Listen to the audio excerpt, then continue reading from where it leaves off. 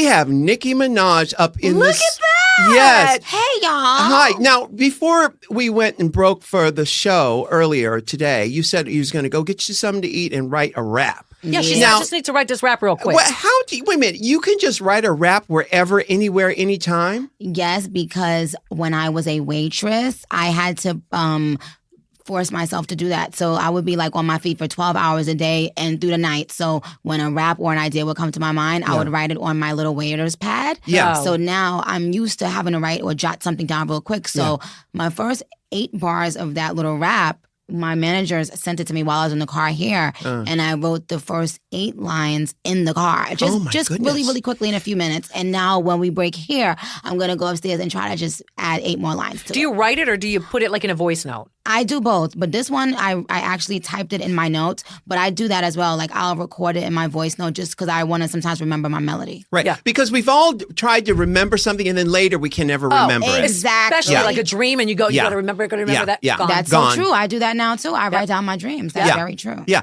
Now, where were you waitressing? Red Lobster. Oh my God. A bunch of different ones at Girl, that. let's talk about the cheddar biscuits. Don't get upset. Oh, child. They better have my cheddar biscuits. Don't get upset about the But cheddar I biscuits. used to get mad when people kept on asking for more and more freaking biscuits. Why Are they the free? bomb? Are they They free? are free. Yes. Yeah. But it's just like, child, did y'all come here to eat seafood or did y'all come for the biscuit? I came for the biscuits with the crab leg fiesta, whatever the fucking The bottomless ultimate crab feast. legs. Oh, Yeah. that too. That Yes. Which one did you work at? Which I ones? worked at many. I got fired from all. I worked in I worked in Rego Park. I worked at Valley Stream. I worked in Co-op City in the Bronx. Oh, Co-op City. Yes. I dated Yeah. a boy up there, Ooh. Jeff. Oh. He was one of the men of color. Yes, of course. When I were say just, dated, I meant Yeah, I get it. I get it. That's where the co-op comes in. Yes, yeah. girl. So now, would you eat the food, or how long after you started working there did you stop eating the food? I never stopped eating the food never stopped until eating this it. day. Till this girl. day, I still love Red Lobster. Like, Really? What do you order?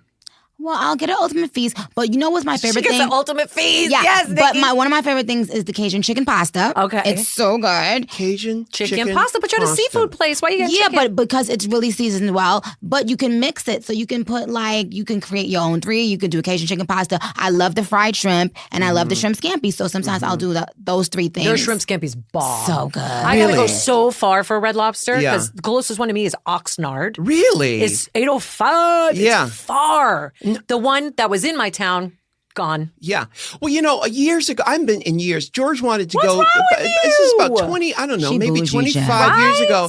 George wanted to go to a Red Lobster because he had seen the commercial. He's Australian, so he'd never seen or heard of it before. He saw the commercial and wanted to go to Shrimp Fest. Yes, I'm like, shit. Shrimp Fest. Listen, I know. I've I heard, called it Fiesta. Yeah. Well, we went, and of course, he did not like it because it was, it wasn't what he thought it was going to It's be. mass market. Why? It's massive. This is 25 years ago. okay. And his ass was bougie back then too. Okay. But I worked at a Red Lobster on. You did? I certainly did. What? So you don't know about I no did. No. sisters?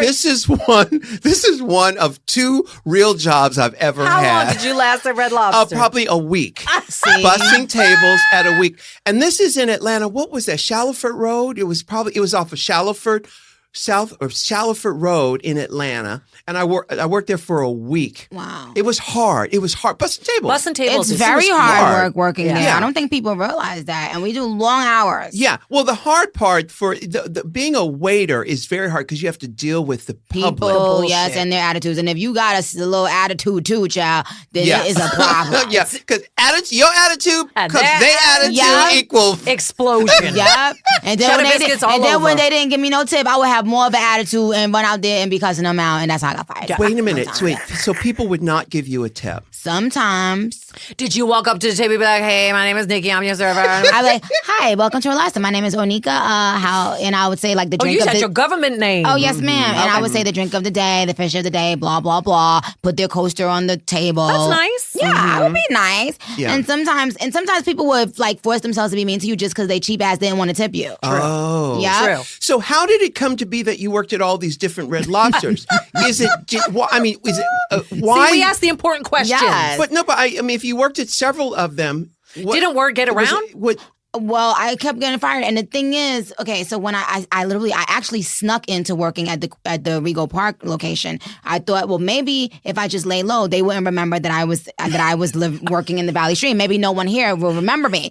And sure enough, I saw them like start talking under their breath, and they started whispering. And as soon as they found out, I was gone. But then with Co-op City, being that it was one of my old managers that my best friend, she's really cool with, she begged him to give me a job, and he gave me another chance. Yeah. And then I cussed the customers out, stuck my middle finger, and ran out the restaurant telling them to give me back my pen because they didn't tip me. And then I got fired again. Yeah. So did you have a lot of regular jobs in your life? Actually I did. I was a customer service rep for a long time for a phone company, and I was an office manager, like literally on Wall Street.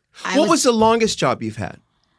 I think between waitressing and customer service, because I did waitressing for a long time, because at that time it was good money, like it was cash money. I was making, when you do that, like you can make at least, at that time, you could make at least $500 a week. There was some girls making $1,000 a week cash. What? Yeah. The nice girls, Nicki, the nice girls? Yeah, the really nice ones. But I was excited because I'm like, I'm stacking my money. I got more money than everybody. I'm like 19 years old with all this money. Yeah. So I bought a BMW. Really? Wow. With your tip money? Well, I got a little settlement, I think, from like an accident. So Jacoby and Myers? Right. But it was only a couple thou. And I had money because of my waitressing to put down and to then make the payments. Those were really expensive payments and car insurance. My car note was $400 something a month. Wow. And my insurance was $1,200 every 3 months. Yeah. That's crazy. So that's a lot of money. That is a lot. And I never ever lost my car, ever. And that's because you were under 25. Is that right? Is Probably, that why? Yep. Yeah. And I was just, it was an expensive car. And it was an expensive car. Yeah. In the neighborhood. So when you first started making real money, what was the first thing you bought? The first extravagance. I bought a Range Rover. That was the first extravagance. That was one of the first extravagant things. But the thing, I don't know if people noticed, but one of the other first extravagant things I did was buy all my best friends' cars too. So, was that, in hindsight, was that a mistake? One of them, the other day I was talking about, I don't know why I bought that car for the most part, no. Because all of my girlfriends are my childhood friends. So they've literally known me since I was a kid. Wow. So I bought, like Mercedes-Benz, 2 Range Rovers, a BMW. And you paid cash for them all. Yes, and they didn't have any pay. And they had no to take payments care to this day. They had to take care of the insurance and stuff. Now that's a friend. I even paid their insurance for the first year. Wow. Whenever I buy somebody a car, like I do that. But yeah. Because we talked about this a lot here on this podcast, where people who have made a huge impact on the world and start making money, how do you reconcile the old friendships? Because a lot of the old friendships are still struggling. And, how do you keep that relationship from I can't say that word. Deteriorating. Yes. I got you.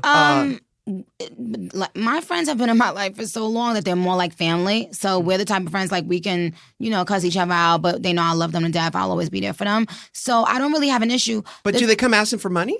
Sometimes, but really, no.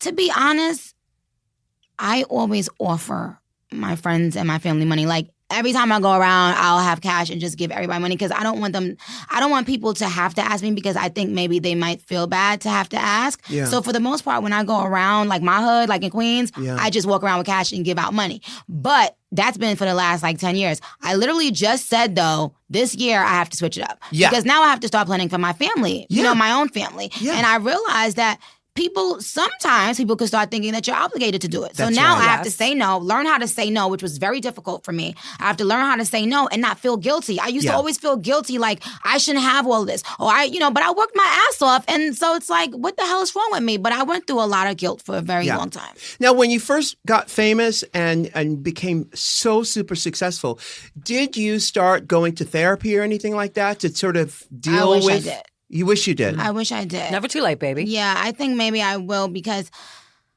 I don't know. The industry hit me like a Mack truck. I didn't know what to expect.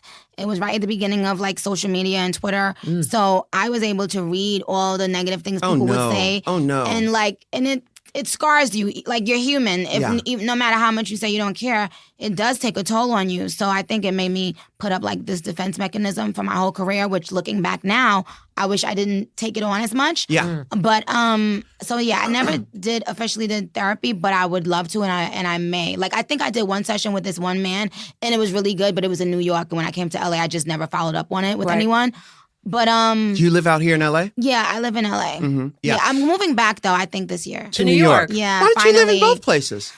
I guess actually I will be, but I don't know. Yeah. I want to just have like set up shop in New York now. Yeah. I've been here forever. Well, finding a therapist is not the easiest thing. You have to audition them, and you have to find the people who you have a connect, where you feel safe enough to tell your secrets and stuff. Yeah. But I think, I talk to a lot of people who have become, their position has changed drastically.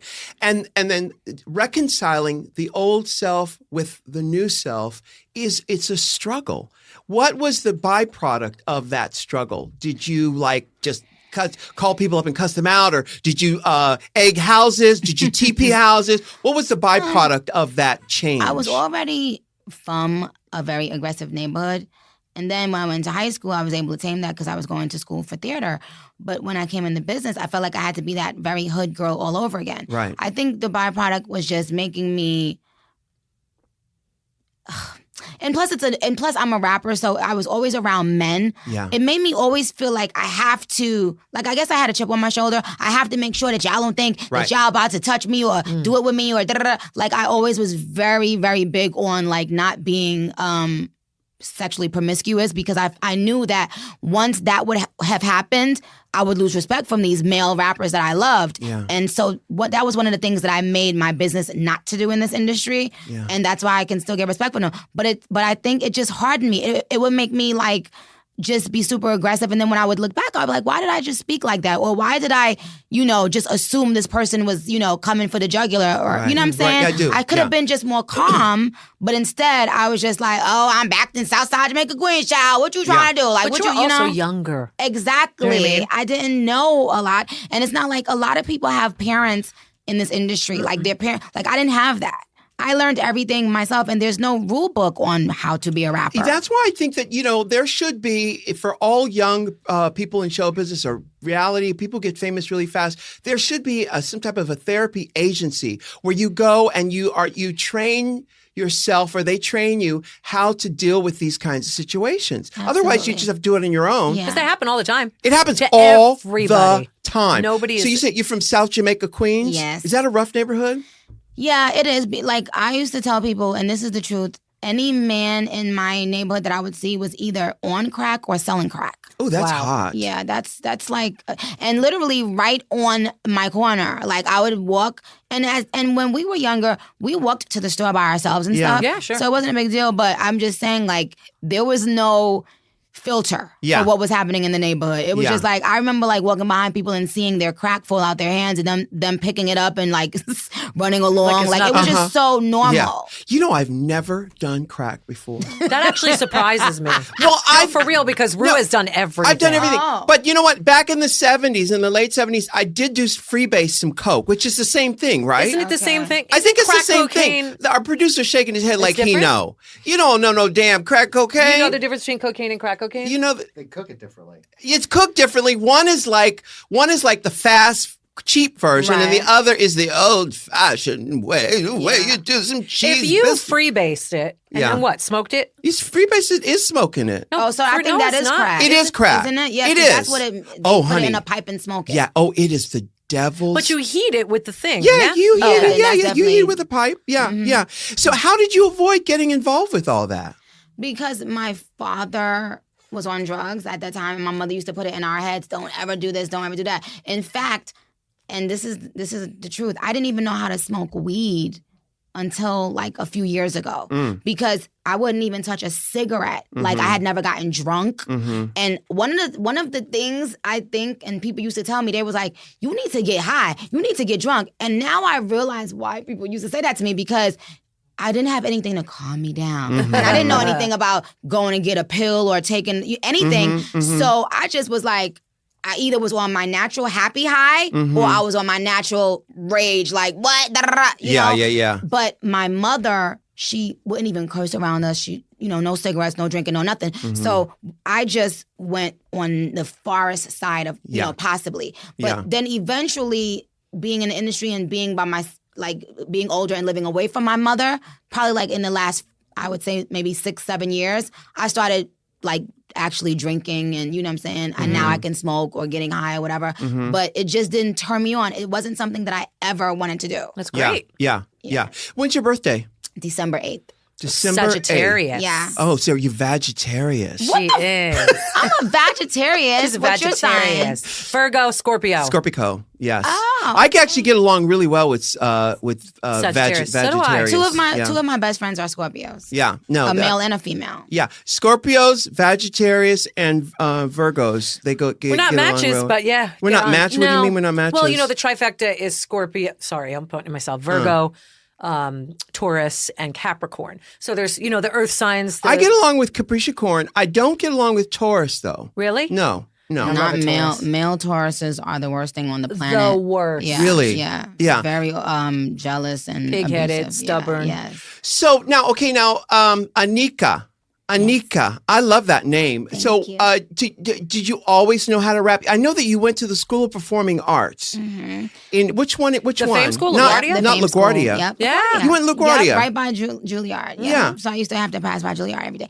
I think I always had it in me that one of my next door neighbors was a girl a little bit older than me, and she used to rap, and I kind of wanted to impress her. So one day I just wrote this really horrible rap, and I went and knocked on her door, and when she opened the door, I started saying my rap.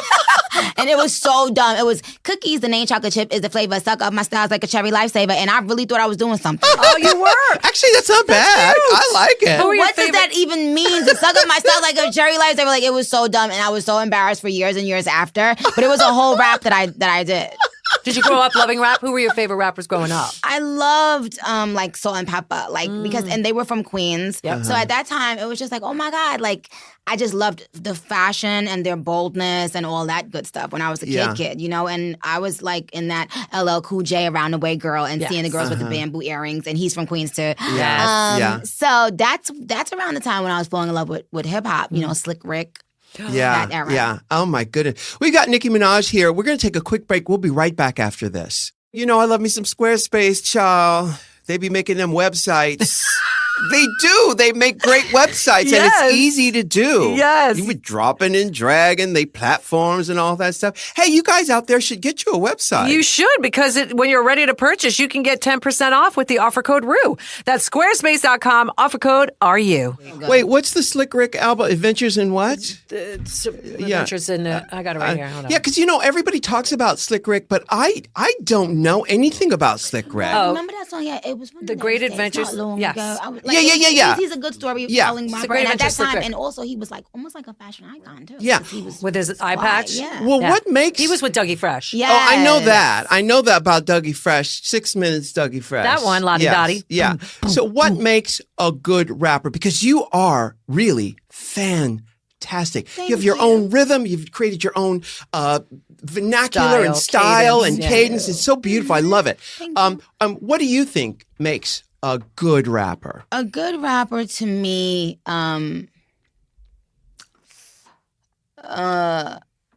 I like it when they are multidimensional in their flow. Like with me, I always try my best not to give you the same flow more than once. I always try to be spontaneous and exciting on the track.